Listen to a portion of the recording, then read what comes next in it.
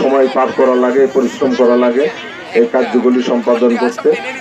তো যাই হোক, আপনারা সফল হয়েছেন।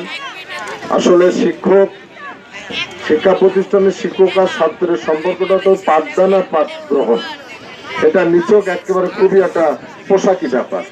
একমাত্র একটা আয়োজন বার্ষিক ক্রীড়া প্রতিযোগিতা, যেটা শিক্ষক, ছাত্র, অভিভাবক, স্কুলের কর্মচারী, কর্মকর্তা, সমাজের 5টা মানুষ সবাইকে এক বিন্দু নিয়ে আসে, সেটা হচ্ছে এই ধরনের একটা আয়োজন। এই কারণে এটা বহু পূর্বের থেকে এর গুরুত্ব অনেক।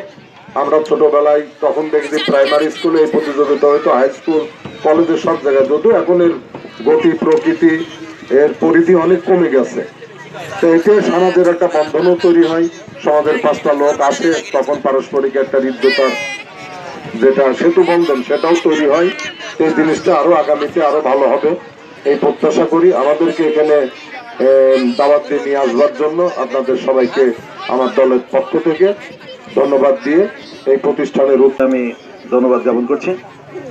আসলে লেখাপড়ার রেগুলার কারিকুলামের মধ্যে এই ধরনের একটা খেলাধুলা, এই ধরনের স্পোর্টস সবাইকে মানসিকভাবে উৎফুল্ল করে।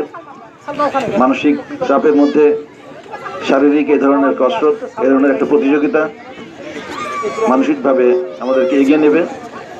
আজকে যারা জয়ী হয়েছে তাদেরকে আমি অভিনন্দন জানাচ্ছি।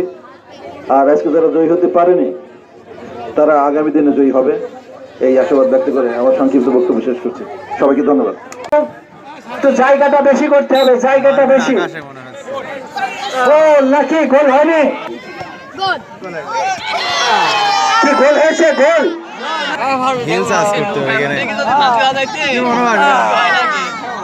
কি গোল হয়নি?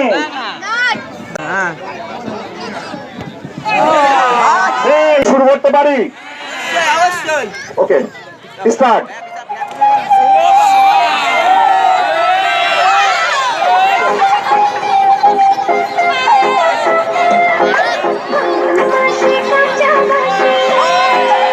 অধিকার করেছে,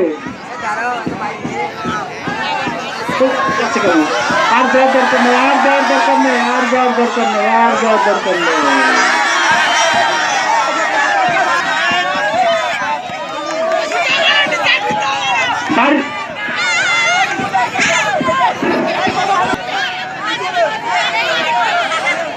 আমরা রেজাল্ট ঘোষণা করে দিছি, ওটা আর এটা করার দরকার নেই। ভারত আচ্ছা